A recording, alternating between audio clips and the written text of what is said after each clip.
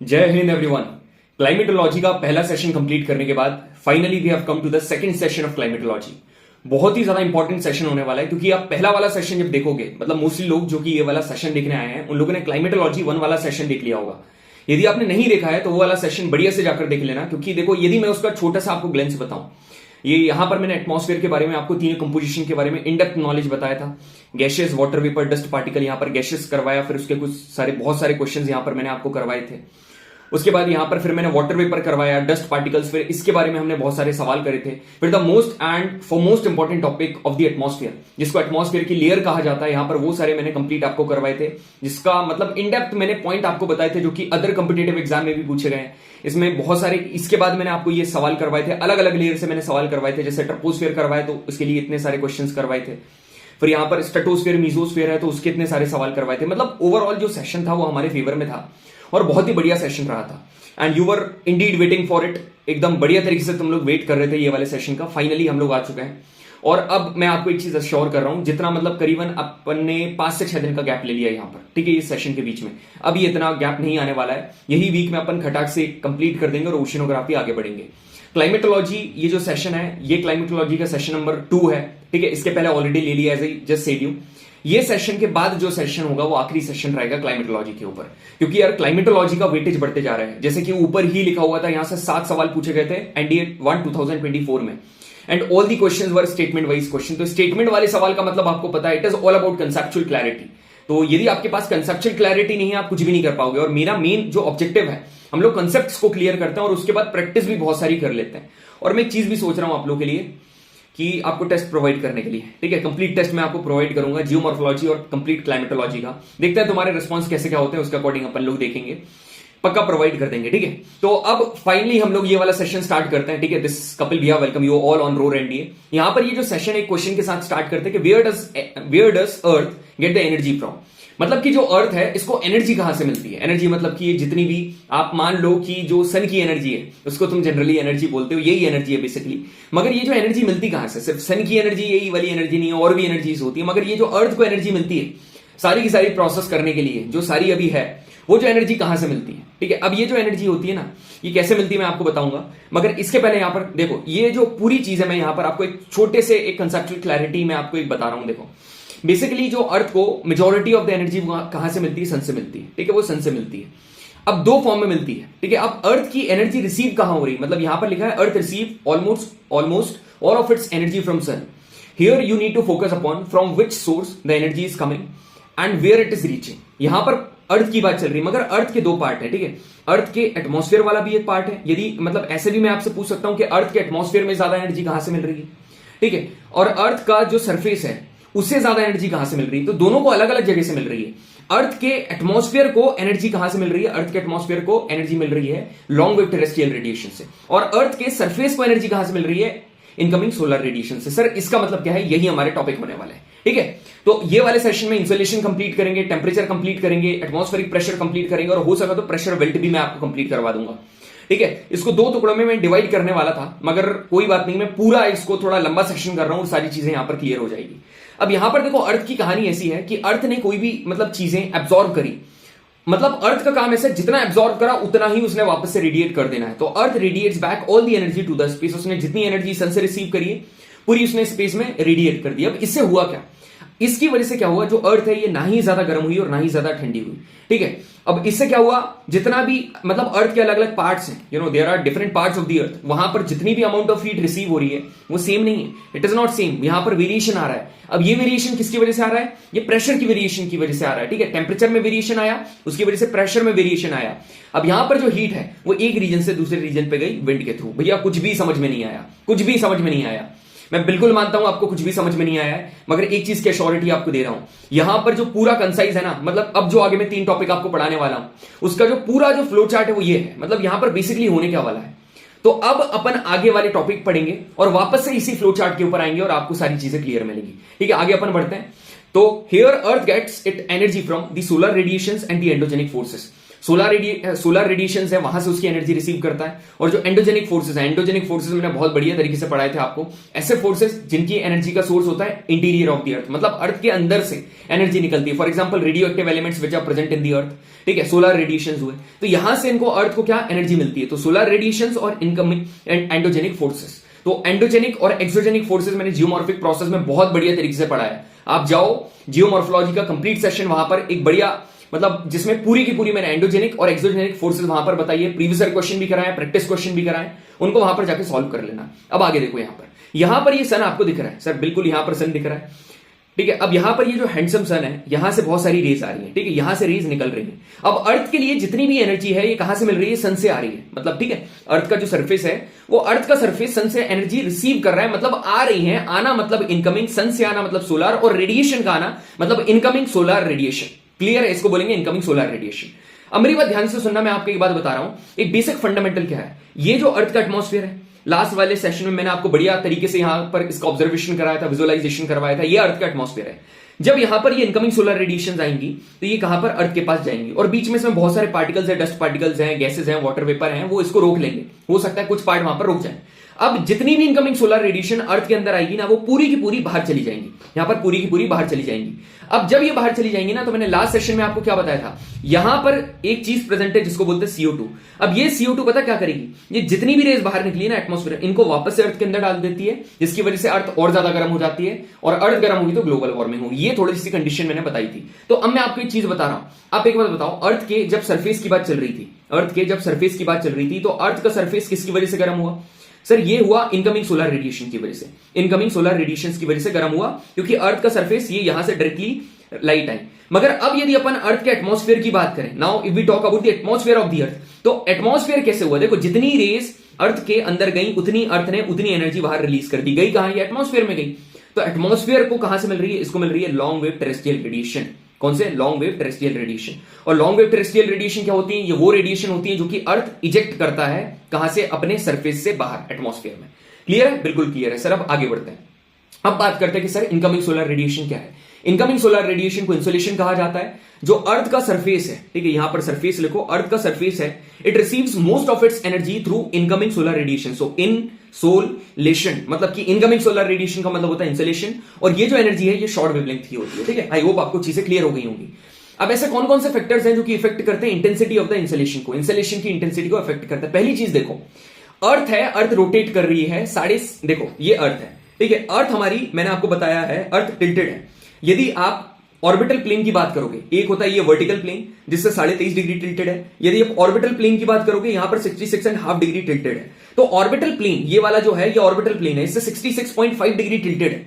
तो जब ये टिल्ट के साथ वो रोटेट करती है ना, तो सन की जो रेज है वो कहां पर ज्यादा पड़ती है। अब यहां पर आप देखो, अब ये टिल्टेड है, पहले ऐसा होना था, ये इक्वेटर, ये कैंसर, और ये मतलब ये कैप्रिकॉर्न। मगर अब ये कैसा हो जाएगा, अब ये ऐसा नहीं रहेगा। अब ये कैसे हो जाएंगे, क्योंकि अर्थ तो आपकी टेढ़ी हो गई ना। अब ये इक्वेटर तुम्हारी ये हो जाएगी, ट्रॉपिक तुम्हारी ये हो जाएगी, है ना, और ये दोनों ट्रॉपिक हो जाएंगे। तो ज्यादा तुम्हारी रेस कहां पर आएंगी, यहां पर आएंगी। तो इसकी वजह से भी इंसुलेशन इंपैक्ट करता है, ठीक है। फिर आता है angle of inclination of the sun की रेस। देखो मैं आपको बता रहा हूं, एक कॉमन सेंस लगाना, ठीक है, एक कॉमन सेंस लगाना। यदि मैं यहां पर बना देता हूं सन, ठीक है, ये देखो ये है तुम्हारा ओवरऑल अर्थ है, और ये है सन, ठीक है। सन की रेज आ रही है सर, ये बिल्कुल इधर सन की रेज गई, यहां सन की रेज गई, यहां गई और यहां पर गई।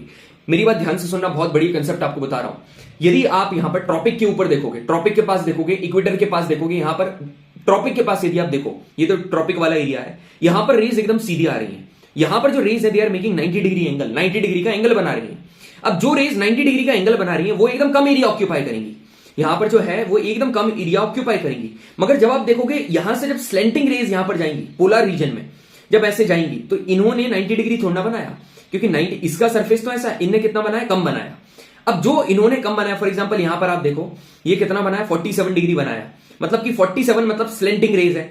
स्लेंटिंग रेज है, इनको ज्यादा एरिया ट्रेवल करना पड़ेगा। स्लेंटिंग रेज ज्यादा एरिया ट्रेवल करेंगे ना, ये तो छोटा एरिया, क्योंकि आड़ी रेज जा रही है, इनको ज्यादा एरिया ट्रेवल करना पड़ेगा। अब यदि ज्यादा एरिया ट्रेवल करना पड़ेगा, तो उन एरिया में पर यूनिट एरिया के हिसाब से इंसुलेशन क्या हो जाएगी, ये जो इंसुलेशन है ये हो जाएगी डिस्ट्रीब्यूट, ये हो जाएगी डिस्ट्रीब्यूट। तो इसकी वजह से जब ये इंसुलेशन डिस्ट्रीब्यूट हुई, तो ऊपर वाले रीजन में इंसुलेशन कम होगी। तभी तो बोलते हैं पोल्स पर धूप कम है, इंसुलेशन कम है, इनकमिंग सोलर रेडिएशन कम है। क्यों?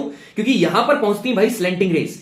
यहां पर वापस से बता रहा हूं, यहां पर पहुंचती स्लैंटिंग रेस, ये जो स्लैंटिंग रेस है ये एरिया ज्यादा कवर करती हैं और पर यूनिट एरिया के हिसाब से यहां पर इंसुलेशन डिस्ट्रीब्यूट हो जाती है, और जब डिस्ट्रीब्यूशन होगा तो वहां पर कम हो जाएगा। बात वही है भाई, ठीक है। फॉर एग्जाम्पल यहां पर मैंने क्या करा, 3 लोग हैं, ठीक है, 3 लोग हैं यहां पर। For example there are 3 people. अब 3 पीपल में मेरे को एक डेयरी मिल्क है, उसके कितने 10 बाइट्स हैं, 10 बाइट्स है मेरे को बांटने हैं, ठीक है, 10 बाइट से बांटने हैं। मैं क्या करूंगा, 10 छोड़ो, अपन क्या करते हैं 5 लोग करते हैं, 5 लोग हैं बांटने हैं, तो मैं 2-2 सबको दे दूंगा, 2-2 सबको दे दूंगा। अब यहां पर यदि मैंने 10 लोग कर दिए तो सबको कितना मिलेगा, 1-1 मिलेगा। तो यहां पर स्लैंटिंग रेस ज्यादा एरिया ट्रेवल कर रही है तो सबको कम मिलेगी, बस वो सेकंड पॉइंट है। क्लियर है सभी को? बिल्कुल sir. Depending upon the latitude, higher the altitude less is the angle they make with the earth surface. बिल्कुल सही बात है, जितना ज्यादा लेटीट्यूड होगा, हाई लेटीट्यूड, उतना ही कम एंगल बनाएंगी, क्योंकि यहां पर आप देख रहे थे यहां पर बन रहा था 90 डिग्री और यहां पर बनेगा कम, ये कम बना, ठीक है। फॉर एग्जांपल कुछ भी, फॉर एग्जांपल 40 डिग्री, ठीक है, लेट कर लिया हमने। अब यहां से इससे क्या होगा, स्लैंटिंग रेस बनेगी, ज्यादा एरिया ऑक्यूपाई करेंगे और एनर्जी डिस्ट्रीब्यूट हो जाएंगी, ठीक है। बढ़िया तरीके से मैंने दोनों पॉइंट आपको बता दिए। अब थर्ड वाला पॉइंट क्या है, लेंथ ऑफ द डेज। यार आपने देखा होगा दिन, जब आपका दिन बड़ा होता है उस टाइम पर अपन बोलते हैं ना कि ज्यादा इंसुलेशन रिसीव हुई है, बोलते हैं ना ज्यादा इंसुलेशन यहां पर रिसीव हुई है। तो ये वही वाली कंडीशन है जब यहां पर इंसुलेशन को फैक्टर एक ऐसा भी है कि जब तुम्हारा दिन बड़ा होता है रात छोटी होती है, समर सॉल्स्टिस। बढ़िया, बहुत बढ़िया तरीके से मैंने जियोमॉर्फोलॉजी में पढ़ा है, summer solstice and winter solstice. वो वाली कंडीशन में क्या होता है, वहां पर दिन बड़ा रहेगा, दिन बड़ा रहेगा मतलब इंसुलेशन ज्यादा रहेगी। फिर आता है डिस्टेंस फ्रॉम दी सन। देखो सन और अर्थ दोनों पास में होंगे, उसको क्या बोलेंगे, पी से पास, पी से पेरीहिलियन, पी से पास, पी से पेरीहिलियन। ये कब होता है, 3 सितंबर को। अब जब पास होंगे तो ज्यादा इंसुलेशन मिलेगी सन से, और अफिलियन जब दूर होंगे 4 जुलाई को, जब कम मिलेंगे। समझ में आया? क्लियर है? बिल्कुल क्लियर है सर। अब फिर आता है ट्रांसपेरेंसी ऑफ द एटमॉस्फेयर। देखो ट्रांसपेरेंसी का मतलब क्या है, मैंने आपसे क्या बोला था, मैंने स्टार्टिंग में यहां पर बोला था कि ये जो एटमॉस्फेयर है इसमें बहुत सारे पार्टिकल्स प्रेजेंट है। When in the first session when I was teaching you the components of the atmosphere, I was dealing with gases, water vapor and dust particle. You know all these particles of the atmosphere absorbs the incoming solar radiation. उसको absorb कर लेता है। अब जितना ज्यादा atmosphere transparent रहेगा ना, उतनी ज्यादा इनकमिंग सोलर रेडिएशन आएंगी। तो ये डस्ट पार्टिकल, वाटर वेपर, ये सारे क्या कर लेते हैं, एब्जॉर्ब कर लेते हैं। क्लियर है? तो मैंने क्या क्या बताया आपको, मैंने आपको बताया सबसे पहले अपन ने रोटेशन के बारे में जिक्र करा सर, ठीक है, रोटेशन के बारे में जिक्र करा। दूसरा हमने काय के बारे में बात करा, हमने एंगल ऑफ लैटिट्यूड के बारे में बात करा, एंगल ऑफ लैटिट्यूड जो कि स्लैंटिंग रेस देती है। फिर हमने डेज के बारे में बात करा, डेज बड़ा तो वहां पर वो चीजें ज्यादा होंगी, डेज बड़ा रहेगा तो इनकमिंग सोलर रेडिएशन ज्यादा होंगी। फिर हमने ट्रांसपेरेंसी के बारे में बात करी, ठीक है, ट्रांसपेरेंसी के बारे में बात करी। उसके बाद और हमने काय के बारे में बात करी, लेंथ मतलब दोनों के बीच में कितना डिस्टेंस है, पेरीहिलियन एंड अफिलियन। तो इतने पांचों के पांचों पॉइंट आपको क्लियर होने चाहिए, ठीक है। देखो डिहाइड्रेशन हो रहा है, ग्लूकोज स्पीकर में क्लास ले रहा हूं।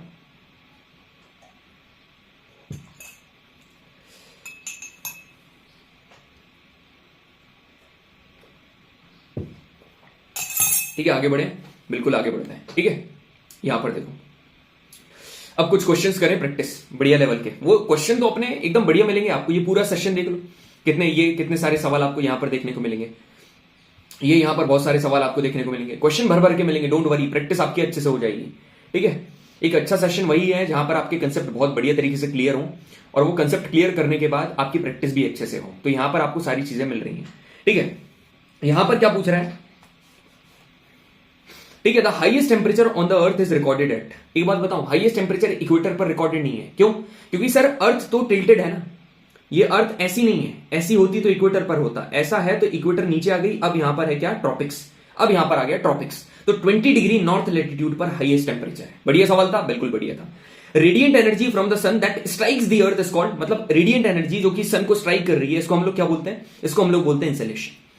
Which one of the following reflects more sunlight as compared to the 3? देखो इसमें से ज्यादा रिफ्लेक्ट कौन करेगा। पहली बात मैं आपको बताना चाहूंगा, सुन, मतलब कि कोई भी लाइट का reflection, the amount of light reflected by particular surface, ठीक है, लाइट रिफ्लेक्टेड, इसको हम लोग पता क्या बोलते हैं, इसको बोलते हैं एल्बिडो। जियोमॉर्फोलॉजी में बहुत बढ़िया तरीके से बताया, इसको बोलते हैं एल्बिडो।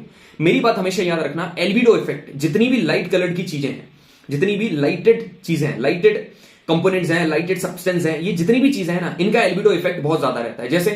जैसे आप देख लो स्नो, ठीक है, स्नो हुआ, क्लाउड हुआ, ठीक है, ये स्नो और क्लाउड्स ये बहुत तेज रिफ्लेक्ट करते हैं लाइट को। तो आप खुद देखो यहां पर ज्यादा रिफ्लेक्ट कौन करेगा सनलाइट को as compare to the 3। Sand desert, ठीक है, कौन से कलर का है, येलो कलर की होती है। पैडी क्रॉपलैंड मतलब धान वगैरह लगती है, वो मिट्टी जो होती है वो चॉकलेट कलर की होती है। लैंड यहां पर आप यहां पर लिखा है स्नो, स्नो व्हाइट कलर का है, बिल्कुल सर। और फ्रेश स्नो जो होता है ना, इसकी सबसे ज्यादा एल्बिडो होती है। तो option number C is absolutely correct. बढ़िया कंसेप्ट था ना। तो कंसेप्ट आप सिर्फ वहीं ऊपर जो मैंने आपको कंटेंट दिया है उसी से नहीं सीख रहे हो, आप क्वेश्चन से भी बहुत कुछ सीख रहे हो।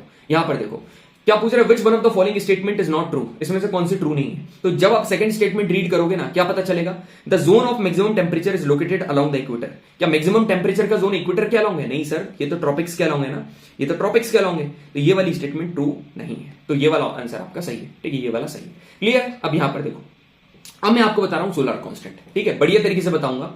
सर मेरी बात ध्यान से सुनो भैया, आप एक काम करो, सोलर कांस्टेंट बना रहे हो तो ऐसा समझाओ कि हमको रटने की जरूरत ना पड़े, मैं एकदम वैसे ही समझा रहा हूं, बस मेरी बात ध्यान से सुनना, ठीक है। ये तुम्हारा है सन, ठीक है, आपके ही तो है भाई, सब कुछ आपका है, ठीक है, ये सन है। अब यहां पर आपको देखने को मिलेगी अर्थ, ठीक है, यहां पर आपको क्या देखने को मिलेगी, यहां पर देखने को मिलेगी अर्थ, ये है अर्थ, ठीक है, ये अर्थ है, ये सन है और ये अर्थ है। अब सन से बहुत सारी रेज आ रही है, सर ये इतनी सारी रेज, ये पूरी की पूरी रेज कहां पर, अर्थ के पास जा रही है, ये पूरी रेज अर्थ के पास जा रही है। अब कुछ मत करो, यहां पर मैं क्या करता हूं, एक यूनिट लेता हूं, एक यूनिट। अब ये एक यूनिट में कितनी, ये कितनी, आप देखो, खुद देखो कितनी सारी क्या निकल रही है, इनकमिंग सोलर रेडिएशन निकल रही है। इसी को हम लोग क्या बोलेंगे, इसी को हम लोग बोलेंगे सोलर कांस्टेंट, इसी को बोलेंगे सोलर कांस्टेंट। कुछ नहीं, बस एक क्यूब बना दो 1 सेंटीमीटर का, आपको आंसर मिल जाएगा। So the amount of energy received in a unit area between sun and earth, एक यूनिट एरिया से कितनी अमाउंट ऑफ एनर्जी निकल रही है, उसको हम लोग बोलते हैं सोलर कांस्टेंट, ठीक है। इसकी यूनिट क्या है, इसकी यूनिट है भाई कैलोरी, ठीक है, कैलोरी पर सेंटीमीटर स्क्वायर पर मिनट, याद रखना, कैलोरी पर सेंटीमीटर स्क्वायर पर मिनट। और कितनी निकलती है, ये निकलती है 1.94 कैलोरी, 1.94 कैलोरी। क्लियर है, बिल्कुल क्लियर है। मैक्सिमम इंसुलेशन ट्रॉपिक्स पर रिसीव होती है रादर देन इक्वेटर, और कॉन्टिनेंट्स पर ज्यादा होती है rather than ocean, same latitude. इसका मतलब क्या है, देखो मैं आपको बता रहा हूं, इसका मतलब ये है, यदि यहां पर 20 डिग्री नॉर्थ है, 20 डिग्री नॉर्थ है, और यहां पर सर, यहां पर एक बना दो आप कॉन्टिनेंट, ये कॉन्टिनेंट है, और एक बना दो आप ओशियन, ठीक है, ये ओशियन है, ठीक है, ओशियन में व्हाइट कलर से बना दे रहा हूं, ये ओशियन है। तो यहां पर ज्यादा टेम्परेचर पता कहां पर होगा, ज्यादा टेम्परेचर होगा लैंड। क्यों? क्योंकि लैंड जल्दी से गर्म होता है, और ओशियन देखोगे ना टेम्परेचर कम होगा। ये चीजें आपको क्लियर है, बिल्कुल क्लियर है। अब मैं एक चीज आपको बता रहा हूं, जनरली स्टूडेंट्स को सोलर कांस्टेंट में प्रॉब्लम इसलिए होती है क्योंकि इसकी जो वैल्यू है ना वो अलग अलग, मतलब सीधे वो तुमसे पूछेगा what is solar constant, solar constant क्या है, तुम क्या बोलोगे 1.94 कैलोरी पर सेंटीमीटर स्क्वायर पर मिनट, ये है सर। मगर इसकी यूनिट चेंज करके जब पूछेगा ना, तो मैं आपको सारी यूनिट यदि मैं क्लियर कराऊं ना, watt per metre square, joule per hour, सारी चीजें मैं बता देता हूं आपको। सुनो, ये 4 सवाल हैं, सारी चीजें देखो। पहले बोल रहा है, यहां पर क्या बोल रहा है कि पहली क्वेश्चन बोल रहा है the value of solar constant, एफकेट में पूछा वो क्वेश्चन है, ठीक है। इसका आंसर पता क्या है, द वैल्यू, ये है 1336 वॉट पर मीटर स्क्वायर। कितना? 1336 वॉट पर मीटर स्क्वायर, ये है सर। ऊपर आपने दूसरा बताया था यार, वो उसकी यूनिट अलग थी, उसकी यूनिट है, यदि आप देखोगे कैलोरी पर सेंटीमीटर स्क्वायर पर मिनट थी, यहां पर क्या है, वॉट पर मीटर स्क्वायर है। फर्क है ना दोनों में, यूनिट चेंज हुई। सोलर कांस्टेंट किसके ऊपर डिपेंड करता है, अमाउंट ऑफ एनर्जी रिसीव्ड करता तो है, और रीड कर लो, amount of energy received per unit time, ये भी करता है और रीड कर लो। Amount of energy received per unit time per unit area करता है और रीड कर लो। Amount of energy received per unit time per unit area perpendicular the sun of rays, बिल्कुल सही है। तो फोर्थ ऑप्शन ज्यादा डिटेल में इंफॉर्मेशन दे रहा है, इसलिए फोर्थ ऑप्शन करेक्ट है। अब यहां पर क्या बोल रहा था, value of solar energy absorbed पर स्क्वायर मीटर, पर स्क्वायर मीटर में कितना होता है from the surface of the अर्थ पर सेकंड, पर सेकंड में। सोलर आपको वही बताना, इंसुलेशन मतलब कि सन और अर्थ के बीच में से पर, मतलब पर सेकंड पर स्क्वायर मीटर के एरिया के हिसाब से कितनी सोलर एनर्जी एब्सॉर्ब होती है। तो कितनी होती है, 1336 वॉट पर मीटर क्यूब, ठीक है। तो वॉट कहीं ना कहीं पावर, ठीक है। अब इसको काय में कर दिया उन्होंने, जूल में चेंज कर दिया, तो कुछ नहीं, 1000 से इसको डिवाइड कर देना। जब आप इसको 1000 से डिवाइड करोगे तो ये कितना जाएगा, 1.336 मतलब 1.36, ठीक है। क्लियर सभी को, बिल्कुल सर क्लियर है। ये वाला क्वेश्चन क्या है कि the per minute solar radiation received on 1 centimetre square at outer surface of the plane, इसको हम लोग क्या बोलेंगे, इसको बोलेंगे सोलर कांस्टेंट। अलग अलग एंगल से आपको सोलर कांस्टेंट मैंने क्लियर करवा दिया, ठीक है। अब यहां पर ये क्वेश्चन क्या है कि सर हीट कैसे ट्रांसफर होती है एटमॉस्फेयर में।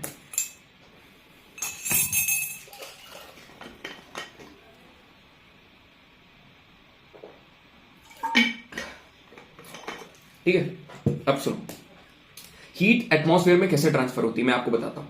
भाई ये सीजन ना बहुत अजीब चल रहा है, ठीक है। सीजन एकदम से चेंज हो रहा है, मानसून आया, उसके बाद से ह्यूमिडिटी बढ़ रही है, तो स्टे हाइड्रेटेड, ठीक है।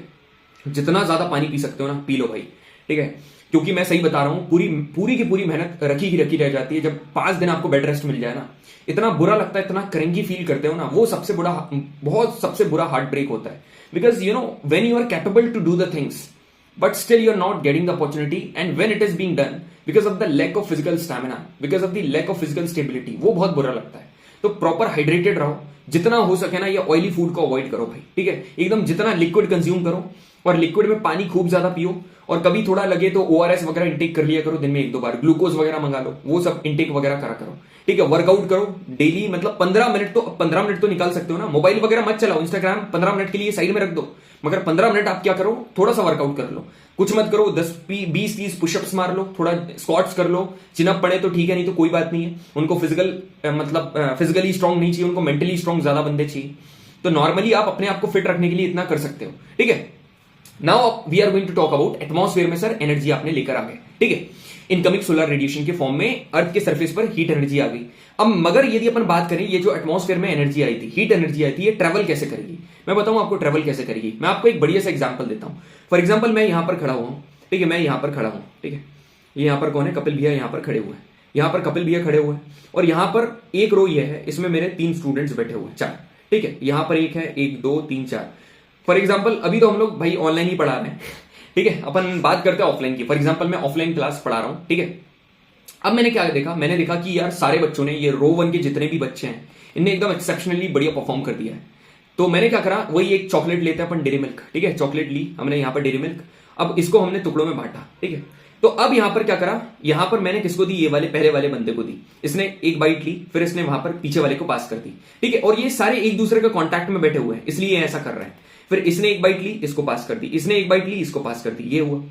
अब दूसरा रो नंबर 2, यहां पर एक बच्चा बैठा हुआ था, उसके टेस्ट में मार्क्स अच्छे नहीं आ रहे थे। उसने बोला सर ये चल क्या रहा है, ये चल क्या रहा है। ये उठा यहां से, एकदम बल्क मूवमेंट करा इसने, भाई ने बल्क मूवमेंट करा, उठा, और इसने बोला सर ये चल क्या रहा है, उठाओ, और इसने सीधा आखिरी वाले को देकर आ गया, ये ले खा ले, ये ले तू ही खा ले भाई, ठीक है। अब यहां पर थर्ड रो की बात हुई, तो मेरे को थर्ड वाले को चॉकलेट देनी थी। यहां थर्ड वाले ने अच्छा परफॉर्म करा, मेन आखिरी वाले हैं, ये जो बैक बेंचर्स है ना, ये लोग अच्छा परफॉर्म करने लगे भाई एनडीए एग्जाम में, ठीक है। यहां पर तो यहां पर मैंने क्या करा, सीधा इसको कैच दे दिया, सीधा कैच दे दिया, कोई भी यहां पर कोई भी इनका मूवमेंट इन्वॉल्व नहीं हुआ, सीधा कैच दे दिया।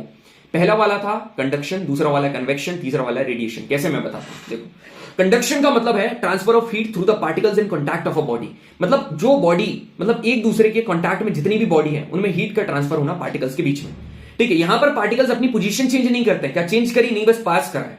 यहां पर 2 बॉडीज बैठी हुई हैं of unequal temperature in contact. जितने भी स्टूडेंट्स बैठे हुए थे, क्या सभी के सेम मार्क्स हैं, नहीं, सभी का अलग अलग आए होंगे, मतलब सभी का अनइक्वल टेंपरेचर है कॉन्टैक्ट में, याद करा दिया।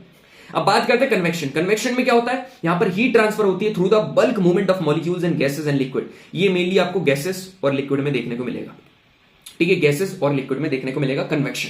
यहां पर कन्वेक्शन जब आप बात करोगे ना, ट्रोपोस्फियर की जो वर्टिकल हीटिंग होती है, ये होती है भाई कन्वेक्शन की वजह से। ये लाइन बहुत इंपॉर्टेंट है, vertical heating only up to troposphere, ये सिर्फ ट्रोपोस्फियर तक होती है और इसको कन्वेक्शन बोलते हैं।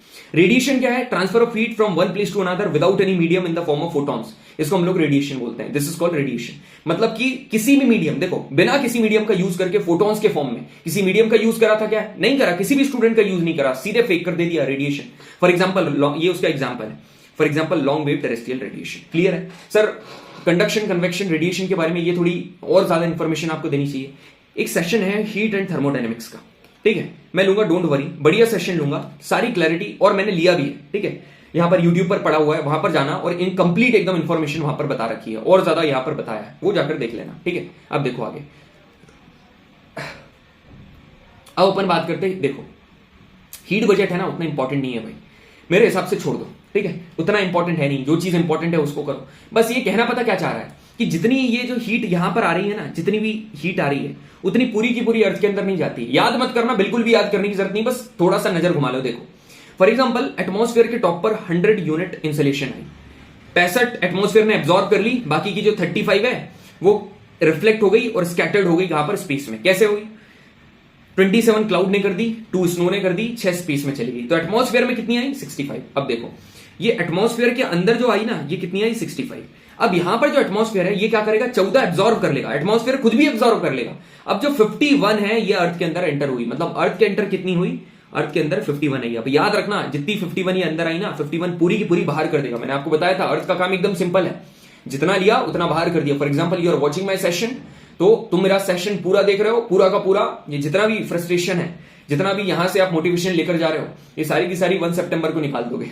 सेम यही यहां पर अर्थ का काम है। So now earth will radiate back the absorb 51 units in the form of long wave terrestrial radiation. अब यहां पर 51 में से 17 डायरेक्टली स्पेस में चली जाएगी, मगर मैंने क्या बोला था, 34 एटमॉस्फेयर एब्जॉर्ब कर लेगा, और ये फिर बाद में अंदर अर्थ के अंदर भी डाल देता है भाई ये। ठीक है। एटमॉस्फेयर, अब ये 34 एटमॉस्फेयर ने कैसे ली, ये अलग अलग यहां पर बताया रखा है। एटमॉस्फेयर ने डायरेक्टली ले ली कन्वेक्शन और टर्बुलेंस की वजह से, लेटेंट हीट ऑफ कंडेंसेशन की वजह से, ठीक है। उतना इंपॉर्टेंट टॉपिक नहीं है, आज तक एक भी सवाल नहीं पूछा हुआ है, जस्ट लेट इट बी, आगे बढ़ो, ठीक है। यहां पर सवाल देखो जो इंपॉर्टेंट है आपके, ठीक है। The earth atmosphere is mainly heated by which one of the following, क्या पूछ रहा है, एटमॉस्फेयर पूछ रहा है, सरफेस नहीं पूछ रहा है। एटमॉस्फेयर हीट होता है कैसे, ये सन है, सन से रेज आई, ठीक है, अर्थ ने एब्जॉर्ब करी, अब अर्थ ने एब्जॉर्ब करी थी इनकमिंग सोलर रेडिएशन के फॉर्म में, अब ये रेडिएट करेगी लॉन्ग वेव टेरेस्ट्रियल रेडिएशन के फॉर्म में, जो कि एटमॉस्फेयर में जाएगा, ठीक है। Cloudy nights are hotter than clear nights, ऐसी रातें जिसमें बर्फ होता है, ठीक है, जिसमें बर्फ इन द सेंस क्लाउड्स होते हैं, ठीक है, ये ज्यादा गर्म होती हैं देन द क्लियर नाइट्स। ऐसा क्यों होता है पता, ये जितने भी क्लाउडी हैं, ये जितने भी क्लाउड्स हैं, ये ज्यादा तेज रिफ्लेक्शन करते हैं भाई, ये ज्यादा तेज रिफ्लेक्शन, इनका एल्बिडो बहुत खतरनाक होता है, तो ज्यादा यहां पर रिफ्लेक्शन होगा, इंसुलेशन ज्यादा रिफ्लेक्ट होगी और यहां पर ज्यादा क्या मिलेगी, हीट। तो बस इसी का आंसर क्या है, टेरेस्ट्रियल रेडिएशन। यही टेरेस्ट्रियल रेडिएशन की वजह से होती है, रेडिएशन यहां पर अच्छी खासी रिफ्लेक्ट हो जाती है। अब ये क्वेश्चन, ये वाला क्वेश्चन भाई हर कोई नहीं करवाता है, बढ़िया लेवल का सवाल है, मैं आपको बता रहा हूं, एकदम समझ, एकदम सॉल्व करने के बाद आपको इतना बढ़िया लगेगा, ये सेशन 1 से रिलेटेड है। मैंने आपको एक चीज बताई थी, वो क्या बताई थी, पहले क्वेश्चन क्या पूछ रहा है, the mountain is 3000 metre high, कोई भी एक माउंटेन है, ये कितना 3000 मीटर हाई है, कितना 3000 मीटर हाई है, ठीक है, यहां से यहां तक 3000 मीटर है। If the temperature at its bottom is 30 degree Celsius, ये कितना 30 डिग्री सेल्सियस है, what will be the temperature at its top, यहां पर टॉप पर उसका टेम्परेचर कितना होगा। अब सुनो, 3000 मीटर मतलब कि 3 किलोमीटर, मैंने क्या बताया था कि 1 किलोमीटर की हाइट बढ़ने से 6.5 डिग्री सेल्सियस टेम्परेचर कम होता है, तो वो कितना 3 किलोमीटर ऊपर गया है, तो 6.5 में जब 3 का मल्टीप्लाई करोगे, 5 18 19 19.5 आ गया ये, तो कितना 19.5 डिग्री सेल्सियस टेम्परेचर क्या होगा, कम होगा। तो जब आप 30 में से 19.5 माइनस करोगे तो ये कितना आ जाएगा, ये आ जाएगा कितना 10.5, तो 10.5 डिग्री सेल्सियस आंसर। बढ़िया सवाल था ना, मजा आया क्वेश्चन सॉल्व करने में। बस अब आगे बढ़ता है, ठीक है। सेशन बताना मेरे को कमेंट सेक्शन में कि कैसा लगा तुमको सेशन, ठीक है। आज एनर्जी ज्यादा है नहीं, देखा तुमने ORS स्पीकर क्लास ले रहे हैं, फिर भी मैं अपनी तरफ से पूरा I am trying my best, तुम भी बढ़िया रिजल्ट दो। The atmosphere receives most of the heat only directly from the sun, ठीक है, the atmosphere receives most of the heat only directly from the sun, indirectly from the sun, sun से indirectly atmosphere heat receive करता है, directly from the earth surface, बिल्कुल सही है।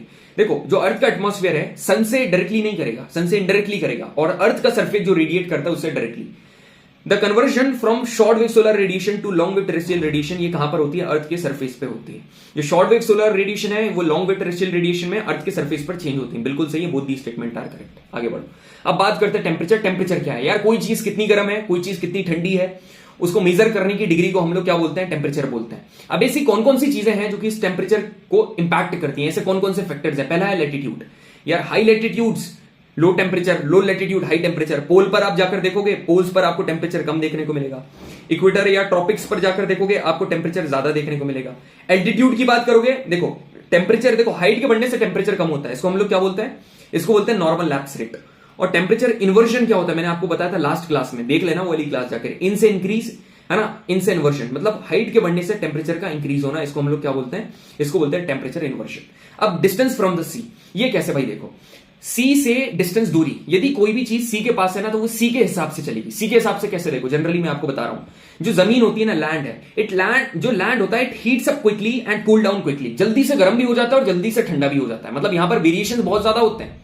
मगर यदि आप सी की बात करोगे ना, ये जल्दी से ठंडा और गर्म नहीं होता है, यहां पर वेरिएशंस बहुत कम होते हैं। तो ये because it is moderated by sea breeze and land breeze. मैं आगे बताऊंगा ये क्या होता है, नेक्स्ट वाले सेशन में पूरा विंड अपन एकदम डिस्ट्रॉय करेंगे, डोंट वरी, ठीक है। तो कहीं ना कहीं जो सी के पास होगा वो सी के अकॉर्डिंग चलेगा, टेम्परेचर वहां का सी के अकॉर्डिंग चलेगा। जो लैंड के पास होगा वो लैंड के अकॉर्डिंग, लैंड पर टेम्परेचर ज्यादा होता है, यहां पर ज्यादा होगा। सी पर टेम्परेचर यूजुअली कम होता है, वहां कम होगा। यहां पर वेरिएशन कम होता है, वहां पर वेरिएशन ज्यादा होता है। अब बात करें एयर मास और ओशन करंट, देखो एयर मास का मतलब क्या होता है, जैसे ये है एक एयर का मास, ये है, ये पूरी की पूरी कैसी गर्म हवा है, ठीक है। और यहां पर यदि आप देखने जाओगे ये कैसी ठंडी हवा है, तो ये वार्म एयर मास है और कोल्ड एयर मास है, ठीक है। गर्म हवा और ठंडी हवा आप ऐसे ही लेट करो कि ये मासेस हैं, ठीक है। ये बंच ऑफ गैसेस हैं, collection of the gases, collection of the air है। अब जब ये एक से दूसरी, जब ये गर्म ठंडी वाली की जगह में आएंगी तो ये गर्म वहां पर क्रिएट कर देंगे टेम्परेचर, ठंडी वाली गर्म में जाएंगी तो ये यहां पर क्या कर देंगे, ठंडा एटमॉस्फेयर क्रिएट कर देंगी। सेम चीज with the ocean currents, warm ocean currents and cold ocean currents.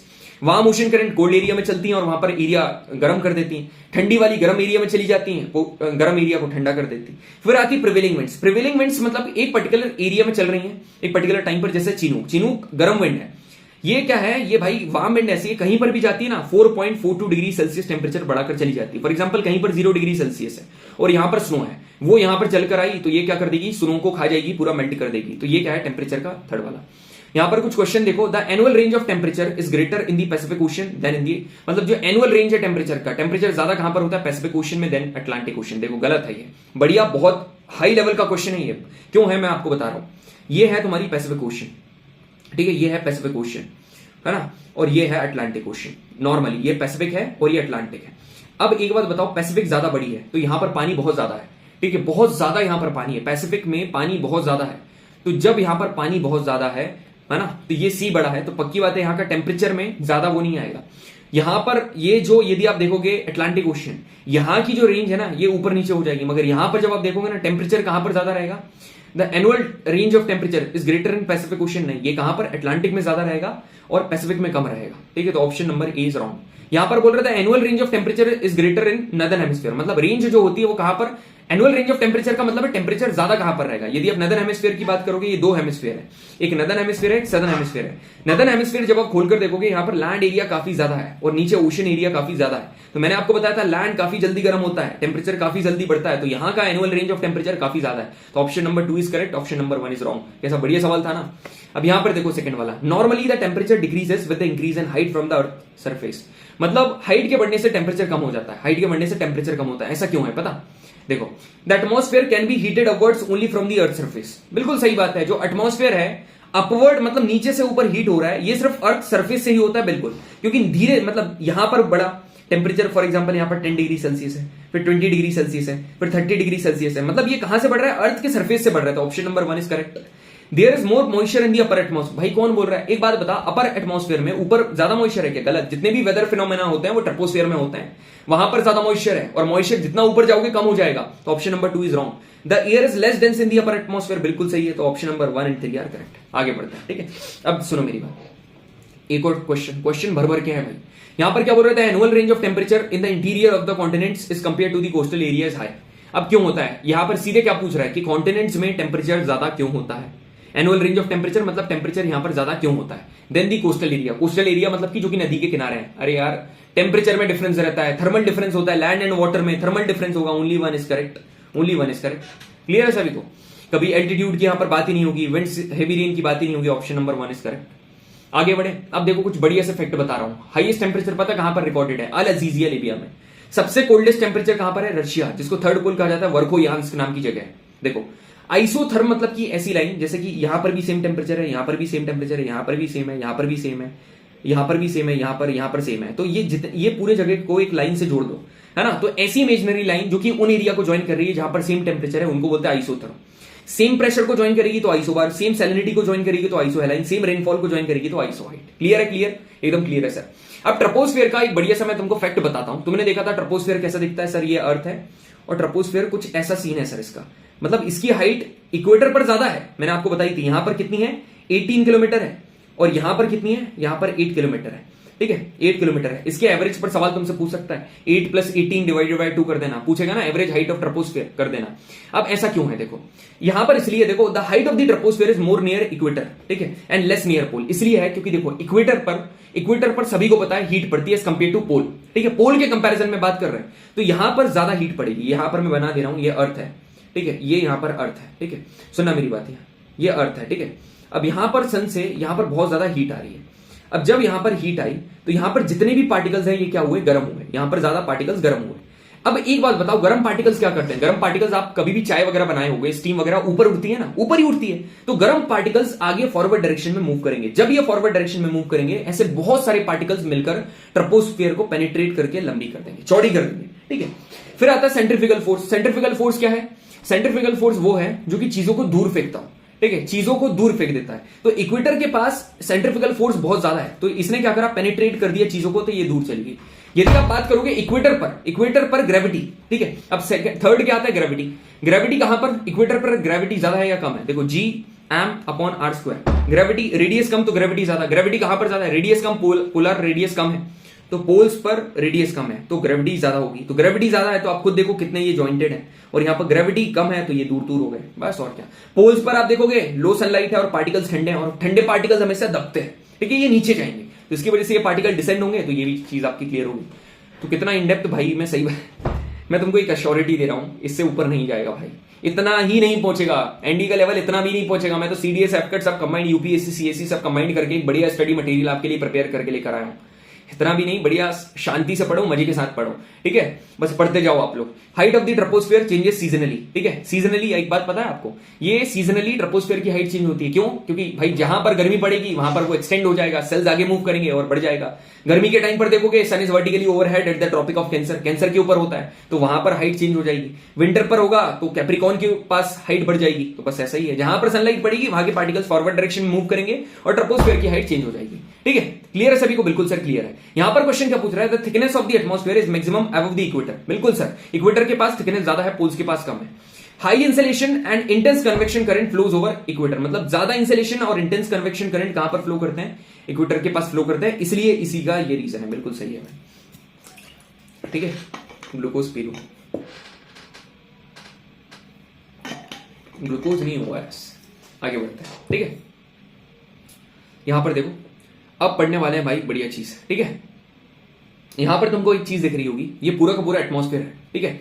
ये जितना भी एरिया आपको यहां पर ये दिख रहा है ना, ये पूरा का पूरा अपना बढ़िया सा एटमॉस्फेयर है, जो बढ़िया सा दिखता है ना। अभी तो बारिश में तो क्या दिख रहा होगा यार सभी को, है ना। ये देखो, ये एटमॉस्फेयर है, ठीक है, ये एटमॉस्फेयर है। अब ये जो एटमॉस्फेयर है ना, ये एटमॉस्फेयर क्या कर रहा है? अर्थ के ऊपर भाई लगा रहा है प्रेशर। ये एटमॉस्फेयर अर्थ के ऊपर लगा रहा है प्रेशर, और इसी प्रेशर को बोलता है एटमॉस्फेरिक प्रेशर, इसी को बोलता है atmospheric pressure. So the atmosphere which is being created by the atmosphere on the surface of the earth, it is called atmosphere. अब इतना बड़ा एटमॉस्फेयर है, अपन क्या करते हैं? कॉलम की बात करते हैं, कॉलम ऑफ एयर की बात करते हैं। ये गेट थोड़ा सा ठुकरा है, मैं एक काम करता हूं, लगा कर आता हूं।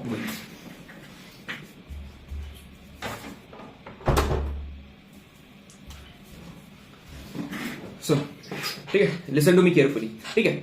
अब इतना बड़ा एटमॉस्फेयर भैया आपने बताया, ठीक है। अब इतना बड़ा एटमॉस्फेयर तो हम लोग देखेंगे नहीं अपन, चलो ठीक है, कॉलम की बात कर लेते हैं। ये कॉलम है, एटमॉस्फेयर में एयर भरी हुई है, ठीक है। तो ये एक कॉलम ऑफ एयर जो कि एक यूनिट में बना हुआ है, ये कितना एटमॉस्फेयर के एक यूनिट पर प्रेशर लगा रहा है, इसको बोलते हैं एटमॉस्फेरिक प्रेशर। ये देखो, एटमॉस्फेरिक प्रेशर, प्रेशर मतलब फोर्स पर यूनिट एरिया, मतलब कि the column of air exerts the weight in unit area in terms of pressure on the surface of the air, ठीक है। एयर का जो कॉलम वेट, मतलब वेट लगा रहा है काय के ऊपर? In the unit area, in the unit area of the अर्थ। समझ में आया? अर्थ के सरफेस, इसकी यूनिट क्या है? मिलीबार, एमबी से डिनोट करता है।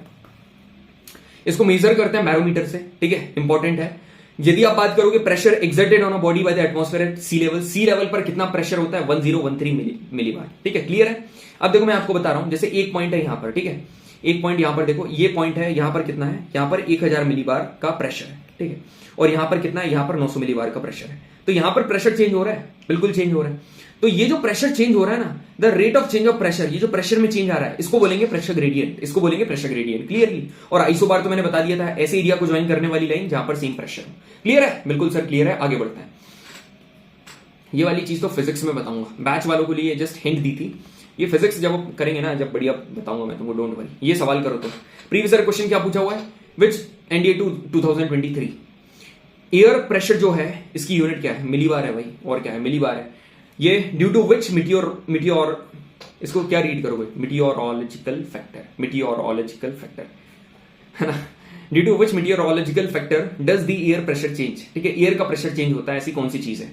एयर का प्रेशर कौन चेंज करेगा? बताओ मेरे को। ह्यूमिडिटी, विंड या रेनफॉल, ठीक है। इसका आंसर तो तुम मेरे को करना है यार, थोड़ा दिमाग लगाना, ठीक है। इसका आंसर तुम लोग मेरे को कमेंट सेक्शन में बताना, ये वाले क्वेश्चन का, ठीक है, इजी है। कौन सा मेटियोरोलॉजिकल फैक्टर है जिसकी वजह से एयर प्रेशर चेंज होता है? एयर का प्रेशर चेंज होगा, मेरे को तो पता है। देखो, चलो देख लो भाई, इसमें से कोई सा भी नहीं है, ठीक है, इसमें से कोई सा भी नहीं है। इसलिए नहीं है क्योंकि एयर का प्रेशर, जो एयर का प्रेशर है ना, एयर प्रेशर के ऊपर सिर्फ एक चीज का डोमिनेशन है, वो है टेम्परेचर। बस याद रखना इतना, वो है टेम्परेचर। और कैसा डोमिनेशन है मैं तुमको अभी बताऊंगा, बस टेम्परेचर का है। यहां पर पूछ रहा है which of the following statements is not true when the temperature of the air increases, pressure of the air. देखो ये जो क्वेश्चन है ना, इसका आंसर अब नीचे मिलेगा तुमको। मेरी बात सुनो, ठीक है, हमेशा याद रखना, हमेशा एक चीज याद रखना, कभी भी अब अपन प्रेशर बेल्ट के ऊपर बढ़ रहे हैं, बस थोड़ी देर में सेशन खत्म हो जाएगा, बस मेरी बात ध्यान से सुनना।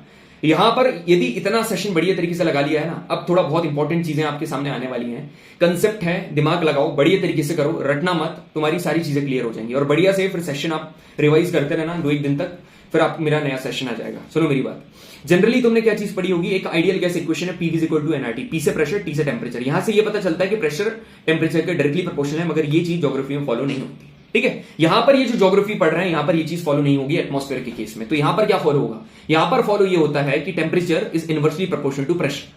टेम्परेचर बढ़ा तो प्रेशर कम होगा। भैया समझ में नहीं आया, देखो मैं तुमको बता रहा हूं। ठीक है, यहां पर एक बात बताओ, यहां पर एक ये डब्बा है, ठीक है भाई, यहां पर मैं तुमको बता रहा हूं, यहां पर ये इतने सारे पार्टिकल्स हैं। ठीक है, यहां पर ये इतने सारे पार्टिकल्स है, ये पार्टिकल, ये पार्टिकल, ये पार्टिकल, ये पार्टिकल, ये पार्टिकल, ये पार्टिकल, ये पार्टिकल, ये पार्टिकल, ये पार्टिकल, इतने सारे। अब जब ये पर्टिकुलर एरिया में मैंने हीट दी, ठीक है, जब यहां पर हीट दी, पक्की बात है ये पार्टिकल्स क्या करेंगे, यहां से ऊपर के डायरेक्शन में मूव करेंगे, ये पार्टिकल्स ऊपर चले जाएंगे। ठीक है, ये ऊपर ऐसे कर करके ऊपर मूव कर जाएंगे, तो यहां से ये कम हो जाएंगे, ये कम हो गए, ये कम हो गए। ठीक है, ये कम हो गए, ये कम हो गए, ये कम हो गए। अब ये पूरे कहां चले जाएंगे, ऊपर चले जाएंगे। तो एक बात बताओ, यहां पर तुमने क्या करा था, तुमने भैया टेम्परेचर बढ़ाया था, बिल्कुल टेम्परेचर बढ़ाया था, और टेम्परेचर बढ़ाया इसकी वजह से क्या हुआ, यहां पर पहले प्रेशर ज्यादा था या अब ज्यादा है, अब आप खुद देखो पार्टिकल्स कम हो गए, तो यहां पर क्या हो गया, प्रेशर कम हो गया। समझ में आया, तो इसलिए मैं बोल रहा हूं temperature is inversely proportional to pressure. ठीक है, अब देखो और क्लैरिटी कर लो, कोई भी एरिया का तुमने टेम्परेचर बढ़ाया, वहां के जो पार्टिकल्स हैं वो अपवर्ड फॉरवर्ड डायरेक्शन में मूव करने लगेंगे। तो वो जो जहां जहां आपने टेम्परेचर बढ़ाया था ना, वहां पर बहुत ही कम पार्टिकल्स बचेंगे, मतलब लो प्रेशर। ठीक है, कोई भी पर्टिकुलर एरिया का तुमने टेम्परेचर कम करा, अब कभी भी टेम्परेचर कम करोगे तो ठंडे पार्टिकल सिंक करते हैं, दबते हैं। तो यहां पर जितने भी पार्टिकल्स हैं ये सिंक करेंगे, और ज्यादा particle, more particles remain in the area, वहां पर ज्यादा पार्टिकल्स रह जाएंगे, तो हाई प्रेशर। अब यहां पर तुम देखो, ये वाला प्रेशर हाई है, ये तुमको क्लियरली हाई प्रेशर दिख रहा है, और ये लो प्रेशर है। तो हमेशा यहां पर देखो जो एयर का मूवमेंट होता है ना, the movement of the air, the horizontal movement of the air, उसको हम लोग विंड बोलते हैं, जो कि नेक्स्ट सेशन में कवर करेंगे। And wind always blow from the higher pressure to the lower pressure. ठीक है, प्रेशर ग्रेडियंट की वजह से। क्लियर है सभी को, बिल्कुल से क्लियर है। अब कोरियोलिस फोर्स थोड़ा सा देखो, उसके बाद प्रेशर बेल्ट का कंसेप्ट में एकदम बढ़िया तुम्हारे दिमाग में रखूंगा। कोरियोलिस फोर्स एक डिफ्लेक्टिंग फोर्स है। क्या है, एक डिफ्लेक्टिंग फोर्स है भाई, चीजों को डिफ्लेक्ट कर देता है। मतलब कैसे डिफ्लेक्ट करता है पता, देखो यदि ये यहां पर ये अर्थ है, ठीक है, अर्थ है, अब ये अर्थ फॉर एग्जांपल अर्थ है, कोई बंदा है, किसी बंदे ने यहां पर क्या करा, उसने यहां से कोई चीज फेंकी, ठीक है, यहां से उसको था उतना, मतलब उसने कुछ मतलब क्या बोलूं मैं, उसके अंदर कुछ ऐसी एनर्जी आ गई थी, बहुत सुपर पावर्स आ गई थी। ठीक है, तो उसने सोचा कि मैं कोई भी चीज फेंकूंगा वो सीधे इक्वेटर पर जाकर गिरेगी। उसने ऐसा सोचा, जब उसने वो कोई भी चीज फेंकी ना, है ना, वो कोई भी चीज फेंकी, वो कहां मूव हो गई, वो हो गई राइट डायरेक्शन में मूव, यहां पर आकर मूव हो गई, वो गिर गई यहां, वो पहुंचना था यहां, वो पहुंच गई वहां। ऐसा क्यों हुआ, ये हुआ कोरियोलिस फोर्स की वजह से। ये कोरियोलिस फोर्स क्यों है, ये है अर्थ के रोटेशन की वजह से। तो एक ऐसा फोर्स जो कि अर्थ के रोटेशन की वजह से जनरेट होता है, उसको बोलते हैं Coriolis force. The force exerted by the rotation of the earth is called Coriolis force. और इसका मतलब पता है तुमको क्या है, इसका मतलब ये है Coriolis force is directly proportional to the angle of latitude. मतलब एंगल ऑफ लैटिट्यूड जितना ज्यादा उतना ज्यादा कोरियोलिस फोर्स, मतलब 90 डिग्री पर सबसे ज्यादा, 0 डिग्री पर कम, मतलब कि पोल्स पर मैक्सिमम होता है और इक्वेटर पर एब्सेंट। इक्वेटर पर बिल्कुल भी कोई भी डेविएशन नहीं होगा, मगर पोल पर सबसे ज्यादा मैक्सिमम होगा। तुमने देखा होगा इक्वेटर पर बिल्कुल भी तुमको क्या नहीं दिखता है, साइक्लोन। क्यों नहीं दिखता है, क्योंकि वहां पर ये डेविएशन से बनता है साइक्लोन, और इक्वेटर पर डेविएशन होता ही नहीं है। पोल वगैरह उसके मतलब इक्वेटर के ऊपर वाले रीजन में जो भी होता है डिस्टर्बेंस वहीं पर होता है, डिफ्लेक्शन वहीं पर होता है। ठीक है, अब यहां पर याद रखना कोरियोलिस फोर्स क्या करता है, deflects the wind in the right word direction in the northern hemisphere and left word in the southern hemisphere. देखो ये वाह क्या बढ़िया सीन है, मजा आ रहा है देखने में। स्नाइपर तुम लोग भी ऐसे मतलब मोस्टली लोग करोगे ना भाई, नाम रोशन कर देना यार। ठीक है, एनडीए जाकर पानी पी लूं जरा मैं, क्योंकि बढ़िया टॉपिक है, अच्छे से पढ़ाऊंगा। तुम सोच रहे होगे कि भैया एक बार आपने इसको इलेक्ट्रॉल बोला, एक बार पानी बोला, एक बार ओआरएस बोला, अब बस एक बार नींबू पानी और बोल दो। बार बार क्या मेरी पानी बोलने की आदत है ना, इसलिए मैंने बोल दिया। अब आगे बढ़ते हैं, सुनो। इतना सेशन अटेंड कराना भाई, तो तुम पहली बात तो तुम वॉरियर हो। मैं एक बात तुमसे बोल दे रहा हूं, क्यों वॉरियर हो, मैं फालतू किसी की तारीफ नहीं करता हूं। ठीक है, बात रहती तो ही क्यों, क्योंकि तुमने यहां पर डिटर्मिनेशन अपनी शो करी है ना, यहां पर तुमने अपनी डेडिकेशन शो करी है ना, यहां पर अपनी डेडिकेशन शो करी है, प्रॉपरली डिसिप्लिन के साथ यहां पर बैठे रहे। यहां पर मैं तुमको एक चीज बता रहा हूं, यदि तुमने अपनी लाइफ में डिसिप्लिन लेकर आगे ना, है ना, 3 डी होते हैं, डिसिप्लिन, डेडिकेशन एंड डिटर्मिनेशन। मैंने खुद ने बनाया है, आप खुद आजमा कर देख लेना। जिस दिन आपकी लाइफ में डिसिप्लिन आ गया ना, डिटर्मिनेशन और डेडिकेशन ऑटोमेटिकली आ जाएगी, और यहां तक पहुंचने में आपको बिल्कुल देर नहीं लगेगी, और ऊपर तो आपके स्टार भी होंगे यहां पर फिर। ठीक है, चलो आगे बढ़ते हैं। अब मैं आपको एक चीज बता रहा हूं, मेरी बात ध्यान से सुनना। देखो ये पूरी अर्थ है, ठीक है, ये नॉर्दर्न हेमिस्फीयर है, सदर्न हेमिस्फीयर। यदि कोई चीज नीचे से ऊपर जा रही है तो इसका राइट हैंड कौन सा है, ये इसका राइट हैंड है ना, ये राइट हैंड है, और ये कौन सा है, ये लेफ्ट हैंड, ये है लेफ्ट हैंड। ठीक है, अब कोई चीज ऊपर से नीचे आ रही है, तो इसका राइट हैंड पता क्या होगा, अब उल्टा देखो, इसका राइट हैंड हो जाएगा ये, ठीक है, और इसका लेफ्ट हैंड हो जाएगा ये ऑलरेडी मैंने तुमको इसलिए बता दिया ताकि तुमको कंफ्यूजन ना हो। तुम कॉमन सेंस से लगाकर देखो, टेढ़ा देखो, मतलब वही है ना, ये राइट हैंड हो जाएगा, ये लेफ्ट हैंड हो जाएगा। अब यदि इतनी चीजें क्लियर है ना, अब देखो अब तुमको कैसे मैं प्रेशर बेल्ट क्लियर कराता हूं, ठीक है। अब सारी बात मेरी ध्यान से सुनते जाना, ठीक है। ये अपन बात कर रहे हैं, ठीक है, ये यहां पर है तुम्हारा बढ़िया सा सन, ठीक है। सन मान रहा हूं कि बहुत बड़ा है, मगर मैं अर्थ के कंपैरिजन में छोटा बना दे रहा हूं, ठीक है। ये है तुम्हारा सन, ठीक है, सन है। अब सन की रेज यहां पर पड़ी भाई, सन की यहां पर रेज पड़ी खूब ज्यादा, सर सन की रेज पड़ी यहां पर, ठीक है। इक्वेटोरियल रीजन में सन की रेज खूब तेज पड़ी। तो एक बात मेरे को बताओ, देखो एकदम बढ़िया तरीके से पढ़ना भाई, रटने की कोशिश मत करना, मैं बहुत अच्छे से बता रहा हूं तुमको, ये टॉपिक टाइम लूंगा, एक बार जहन में बैठ जाएगा ना, रटना मत, समझना, ठीक है। यहां पर सुनो मेरी बात, यहां पर जितने भी पार्टिकल्स हैं, ठीक है, ये जितने भी पार्टिकल्स हैं ये गर्म हुए, ये बिल्कुल सर गर्म हुए, क्योंकि यहां पर बहुत ज्यादा हीट पड़ी। अब जब यहां पर हीट पड़ी, हम कहां पर 5 डिग्री नॉर्थ से 5 डिग्री साउथ के बीच की बात चल रही है, एग्जैक्ट नॉर्थ इक्वेटर की बात नहीं चल रही है, नहीं तो तुम बोलो सर ये कैसे हो गया, अपन 5 डिग्री नॉर्थ से 5 डिग्री साउथ के बीच की बात चल रही है। यहां पर जब ये जो पार्टिकल्स हैं, इनके ऊपर क्या हुआ, इनके ऊपर खूब ज्यादा हीट पड़ी, तो ये particles they will start moving upward, ये अपवर्ड मूव करना शुरू हो जाएंगे। इनके लिए अपवर्ड ये नहीं है मूर्खों, एटमॉस्फेयर तुम देखो, तुम यदि इस रीजन में रहोगे ना, इस रीजन में यदि तुम रह रहे हो, तो तुम्हारा स्काई यहां पर होगा, इस डायरेक्शन में होगा, कॉमन सेंस इतना तो पता होगा ना। अब ये जो पार्टिकल्स हैं ये ऊपर जाएंगे, they will start moving upward, ठीक है, ऊपर गए, मगर ये ऊपर कब तक जाएंगे, ऊपर जाते जाएंगे जाते जाएंगे। अब तुमको तो पता है ऊपर जा रहे हैं तो एक लेयर है जिसको बोलते हैं ट्रोपोस्फियर, ट्रोपोस्फियर में मूव करोगे, पार्टिकल्स ऊपर जा रहे हैं एटमॉस्फेयर में, मतलब ट्रोपोस्फियर में मूव कर रहे हैं। ट्रोपोस्फियर में हाइट के बढ़ने से सर टेम्परेचर कम होता है, तो एक पॉइंट ऐसा आएगा जहां पर, जिसको बोलते हैं ट्रोपोपॉज, ये जो लेयर है इसको क्या बोलेंगे, ट्रोपोपॉज, यहां पर ट्रोपोपॉज है। ट्रोपोपॉज में आने के बाद ये पार्टिकल्स हो जाएंगे ठंडे और फिर वो रुक जाएंगे, ठीक है। अब अभी तक भैया क्या बनाया उसको बढ़िया से ड्रॉ करके बता दो। सुनो मैंने क्या बताया, मैंने तुमको जेंटलमैन ये बताया है, यहां से ये निकले पार्टिकल्स, यहां से ये निकले, ठीक है, पार्टिकल्स ये निकले, ठीक है, पार्टिकल्स यहां पर निकले, ऊपर आने के बाद रुक गए, क्यों, क्योंकि अब वो पार्टिकल हो गए ठंडे। अब ठंडे पार्टिकल क्या और आगे जाएंगे, बिल्कुल नहीं जा सकते, अब एकदम से नीचे भी नहीं जा सकते। तो हमने इन पार्टिकल्स को, ठंडे पार्टिकल्स को क्या करा, ये यहां पर साइड में चले गए, ठीक है, साइड में थोड़े सबसाइड कर गए, साइड में चले गए, ठीक है। अब ठंडे पार्टिकल्स हैं, इनके पास ज्यादा एनर्जी तो है नहीं, एकदम रियलिटी तुमको बता रहा हूं, these are the real reasons, जो मैं आपको बता रहा हूं, कोई फालतू ट्रिक वगैरह नहीं है, रियलिटी है ये। ट्रोपोस्फियर आया, गर्म हो गए थे, अब ठंडे हो गए, तो ठंडे हो गए तो भैया कहां, एकदम से नीचे तो जाएंगे नहीं, थोड़े फैल गए। अब फैल गए तो इनके पास इतनी एनर्जी तो है नहीं, आप खुद सोचो, गर्म पार्टिकल्स के पास ज्यादा एनर्जी होती है, ठंडे पार्टिकल्स के पास, तुम बोलोगे भैया गर्म के पास ज्यादा एनर्जी होती है, तो ठंडे पार्टिकल्स के पास कम एनर्जी है, तो ये ज्यादा एक्सटेंड पर ट्रेवल नहीं कर पाएंगे, तो ये यहां तक ट्रेवल करे। अब ये कहां चले गए, नीचे चले गए, भैया ये नीचे चले गए। अब भैया जब ये नीचे चले गए, तो अब ये नीचे जाकर क्या करेंगे, थोड़ा सा इनको घुमा दो, उधर सबसाइड कर गए, कुछ इधर चले गए, है ना, और कुछ इधर चले गए, कुछ इधर चले गए, कुछ इधर चले गए, ठीक है, कुछ इधर चले गए। इतना क्लियर है, बिल्कुल सर क्लियर है, हमको बहुत अच्छे से क्लियर है सर, बहुत ही अच्छे से क्लियर है। अब देखो, अब मैं तुमको एक बात बता रहा हूं, यहां पर जब आप पोल वाला रीजन देखोगे, पोल पर सारी चीजें ठंडी मिलेगी तुमको, पोल एकदम ठंडा है भाई, एकदम पोल जो है ठंडा है। अब ये जो ठंडा पोल है, यहां पर जब ठंडी चीजें हैं, क्या ये कभी भी ऊपर उठेंगी, कभी भी नहीं उठेंगी, क्या ये ऐसे उठेंगी, नहीं उठेंगी, ये क्या करेंगी, ये सबसाइड करेंगी। अब सबसाइड अंदर तो अर्थ के अंदर जाएंगी नहीं, ये क्या करेंगी, ऐसे आएंगी, ये आओ ऐसे, ये आई ऐसे, ये ऐसे, ठीक है, ये ऐसे, ठीक है, यहां पर आए, और नीचे से ये तो आई रही थी, ठीक है, ये जो आपको क्लियरली यहां पर दिख रही है, ठीक है, रुको, ये देखो, ये यहां पर ये आई, ठीक है, ये यहां पर ही आ गई।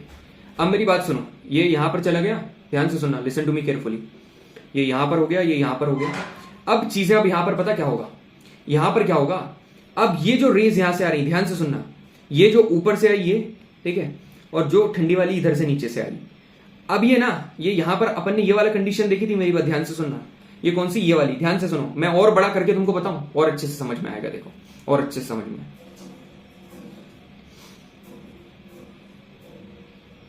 बड़ा करके बता दूं क्या, बड़ा करके देख लो यार, क्लियर हो जाएगा तुमको, अच्छे से क्लैरिटी मिल जाएगी। चलो सुनो, ठीक है, इतना है, वापस से बताता हूं तुमको जरा अच्छे से, तुमको नहीं याद करवा के पहुंचाया ना ये वाला पॉइंट आपको बोलना, ठीक है, बहुत अच्छे से क्लियर करवाता हूं। देखो ध्यान से सुनना मेरी बात, जितने भी पार्टिकल्स थे यहां पर, ये भैया ये जितने भी पार्टिकल्स थे ये यहां पर ऊपर चले गए, ये पार्टिकल्स ऊपर गए, ठीक है, ये पार्टिकल्स ऊपर आ गए। अब उस पॉइंट तक ऊपर गए जहां तक ये ठंडे हो गए, ठंडे हो गए तो एनर्जी खत्म हो गई, अब ट्रोपोपॉज के बाहर तो जाएंगे नहीं। अब जब ये ठंडे हो गए तो ठंडे पार्टिकल्स क्या करेंगे, एकदम से साइड नीचे भी नहीं जाएंगे, तो ये कहां, इधर मूव कर गए, ये यहां मूव कर गए और ये यहां मूव कर गए, ठीक है। अब ये नीचे सब साइड कर गए, ये यहां चले गए और ये कहां पर नीचे चले गए, क्योंकि ठंडे पार्टिकल से डेंस करेंगे भाई। अब ये कुछ मूवमेंट इनका यहां पर हो गया और कुछ का यहां पर हो गया, ठीक है, कुछ का यहां पर हो गया, कुछ का यहां पर हो गया। अब मेरी बात ध्यान से सुनना, ठीक है। अब पोलर रीजन की बात करोगे, पोलर रीजन पर कोई भी चीजें सारी ठंडी चीजें हैं, तो ये डेंस करते हुए यहां पर है, ठीक है, ये यहां पर है। अब जब ये आकर मिले, ठीक है, तो अब ये आकर कहां पर ऊपर उठेंगे, ठीक है, ये यहां पर ऊपर उठे। जब ये यहां पर ऊपर उठे तो ऊपर उठने के बाद ये यहां पर ये वाला सेल यहां पर कंप्लीट हो गया और ये वाला सेल यहां पर कंप्लीट हो गया। यहां पर ये पार्टिकल्स, ये देखो, ये ठंडे पार्टिकल्स वापस से यहां पर भी देखो, ये ठंडे पार्टिकल्स यहां पर आए, ये ठंडे पार्टिकल्स यहां पर आए। अब यहां पर आने के बाद ये पार्टिकल्स ऊपर उठे, ये यहां पर ये कंप्लीट हो गया और यहां पर ये कंप्लीट हो गया, ठीक है, यहां पर ये कंप्लीट हुआ, तो पूरा तुम्हारे सेल कंप्लीट हो गए। तो यहां पर जो पहला वाला सेल है, यहां पर तुम्हारा कौन सा बना, यहां पर ये जो सेल बना ना, यहां पर तुम्हारा, इसको बोलेंगे हेडलेस सेल, यहां पर फेरल सेल और यहां पर polar cell, headless cell, Ferrel cell, polar cell. अब मैं तुमको एक चीज बता रहा हूं, सुनो। यहां पर जो पार्टिकल्स थे, ये जितने भी पार्टिकल्स थे, ये ऊपर उठे तो यहां पर लो प्रेशर बना, तो यहां पर जो बेल्ट बना है ना जेंटलमैन, ये जो बेल्ट बना है, इसको क्या बोलोगे, लो प्रेशर वाला बेल्ट। ये कौन सा वाला बेल्ट है, ये लो प्रेशर वाला बेल्ट है, इसको तुम लोग बोलोगे सब ट्रॉपिकल लो प्रेशर बेल्ट, ठीक है, इक्वेटोरियल, सॉरी, इसको बोलोगे इक्वेटोरियल लो प्रेशर बेल्ट, ठीक है।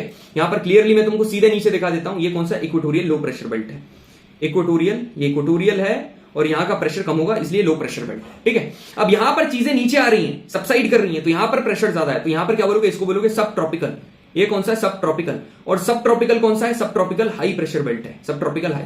अब यहां पर कौन सा होगा, सब पोलर, पोलर के नीचे वाला सब पोलर, ठीक है, ये क्या हो जाएगा, सब पोलर। ये कौन सा हो जाएगा, लो, सब पोलर लो प्रेशर बेल्ट। और ये कौन सा हो जाएगा, ये हो जाएगा सब पोलर हाई, ये हो जाएगा सब polar high.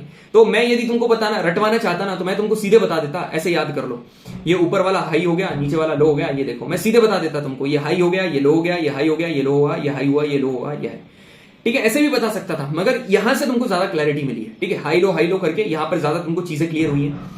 So it was all about pressure belt, ठीक है, किस तरीके से चीजें हुई, ठीक है। यहां पर बेसिकली मैं तुमको और एक बार और बता देता हूं, यहां पर कैसे क्या चीजें हुई थी। यहां पर ये ग्रीन कलर देखना, ये पार्टिकल्स ऊपर उठे, यहां पर गए, क्योंकि कोल्ड पार्टिकल्स थे, अब ये नीचे जाएंगे, नीचे गए, ठीक है, नीचे जाने के बाद अब ये फैल गए, यहां पर ये फैल गए पार्टिकल्स, ठीक है सर, ये फैल गए। अब ठंडे पार्टिकल्स यहां पर आए, ठीक है सर, ये ऊपर उठे, एक लेयर इधर, एक लेयर इधर, ये इधर आए, ऊपर उठे, एक लेयर इधर, एक लेयर इधर, ठीक है, इतना समझ में आया, बिल्कुल समझ में आया। अब यहां से ये चीज देख लो कि जहां से ऊपर उठे वहां पर लो प्रेशर, तो ये इक्वेटोरियल लो प्रेशर, जहां पर नीचे आए वहां पर हाई प्रेशर, मतलब सब ट्रॉपिकल हाई प्रेशर, जहां से ऊपर उठे वो लो प्रेशर। तो सुनो, याद रखना, ऊपर वाले को पोलर बोलते हैं, इसको सब पोलर बोलते हैं, इसको सब ट्रॉपिकल बोलते हैं, इसको इक्वेटोरियल बोलते हैं, कोई बड़ी बात नहीं है। तुमको दो तो याद है ना, इसको क्या बोलेंगे, इसको बोलेंगे इक्वेटोरियल, इसको हम लोग क्या बोलते हैं, इसको बोलते हैं इक्वेटोरियल, इसको क्या बोलते हैं, इसको बोलते हैं पोलर, इसको हम लोग बोलते हैं पोलर, इसको बोलेंगे सब पोलर और इसको बोलेंगे सब tropical. Clear? So it was all about the, ये सारी चीजें इसके बारे में थी, ठीक है। अब ये क्वेश्चंस हैं भाई, इतने सारे क्वेश्चंस हैं, अपने को कब करने हैं, इनको नेक्स्ट सेशन में करें बढ़िया तरीके से, और फिर अपन विंड पढ़ेंगे। इन जितने भी क्वेश्चंस है ना ये प्रेशर बेल्ट के, इनको नेक्स्ट सेशन में करेंगे, चेक करूंगा तुम्हारा कितना तुमको आता है, ठीक है, ताकि तुम्हारा वहां पर भी रिविजन हो जाएगा लास्ट वाले टॉपिक का। तो बढ़िया तरीके से जितनी भी चीजें मैंने तुमको बताई है, ठीक है, बढ़िया तरीके से प्रिपेयर करके आना। ये जो इक्वेटोरियल वाला रीजन है ना, एकदम काम रीजन है, काम ज्यादा कोई डिस्टर्बेंस नहीं होता, इसको बोलते हैं डोल्ड्रम वाला रीजन, इसको बोलते हैं डोल्ड्रम्स रीजन। सब ट्रॉपिकल हाई जो दो है ना, इसको बोलते हैं हॉर्स लैटिट्यूड्स, इसको क्या बोलते हैं, हॉर्स लैटिट्यूड्स, ठीक है। इनके ऊपर भी सवाल करेंगे बढ़िया तरीके से, मेरे को बताना सेशन कैसा लगा, सारी चीजें समझ में आई कि नहीं, ठीक है, ये तुमको बनना है। यदि ऐसी हालत में मैं तुम्हारी क्लास ले रहा हूं ना, तो तुम क्यों नहीं कर सकते हो भाई। बढ़िया तरीके से हेल्थ वगैरह की ध्यान रखो, प्रॉपर पढ़ाई करो, ठीक है, और मजे करो, क्योंकि टाइम तुम्हारा पास में है। So thank you very much, जय हिंद।